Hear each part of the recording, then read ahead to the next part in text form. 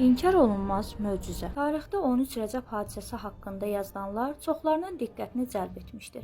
Necə ola bilər ki, yalnız bir dəfə Kəbə evi yarılsın və Allah Taala tərəfindən seçilmiş bir insan pak anadan Allahın evinin içində dünyaya gəlsin? Məhəmməd ibn Səbbah Maliki yazır: Əli 13 Rəcəb günü Beytül-Haramda doğulmuşdur. Ondan əvvəl və sonra heç kəs Kəbədə dünyaya gəlməmişdir.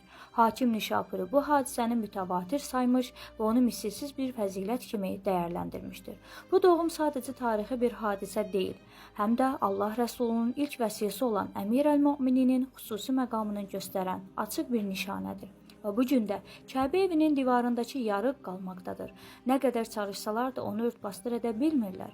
Çünki bu iz Allahın möcüzəsinin, yəni Əmir-əl-Möminin Əli əleyhissalamın doğumunun əbədi şahididir. Allah İmam Əli əleyhissalamdan Kəbə evində bir nişanə qalmasını istəmişdir.